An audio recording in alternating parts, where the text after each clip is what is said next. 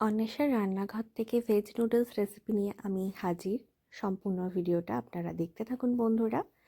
আর আমি যে সবজিগুলো ইউজ করব, বিট, গাজর, ক্যাপসিকাম, বিনস, বাঁধাকপি, স্প্রিং অনিয়ন ভালো করে কেটে ধুয়ে নিয়েছি। আর অন্যদিকে আমি গরম জলে একটু সাদা তেল আর নুন দিয়ে চাউমিনটাকে সেদ্ধ করে ছেঁকে তুলে নিয়েছি। আদা রসুন পেস্ট, স্প্রিং অনিয়ন, কাঁচা লঙ্কা, রসুন, শুকনো লঙ্কা আর চাউমিন মশলা আমি ব্যবহার করছি।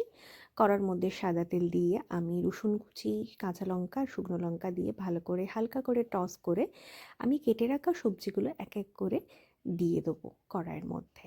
বাঁধাকপি, বিট, গাজর, স্প্রিং অনিয়ন, বেল পেপারগুলো দিয়ে একটু আদা রসুনের পেস্ট দিয়ে ভালো করে হালকা হালকা করে ভাজবো, যাতে ক্রাঞ্চি ভাবটা থাকে আর সবজির ফ্লেভারগুলো থাকে। এরপর আমি ইউজ করব টমেটো সস, সয়া সস আর চিলি সস। আমার ভাজা হয়ে গেছে সবজিগুলো, এবার আমি সসগুলো মিশিয়ে দেবো। একে একে করে আমি সসগুলো মিশিয়ে আমি 5 মিনিট টস করব। আর অন্যদিকে আমি যে চাউমিনটা সেদ্ধ করে রেখেছি সেটাও আমি সবজিগুলোর মধ্যে দিয়ে মিশিয়ে নেব।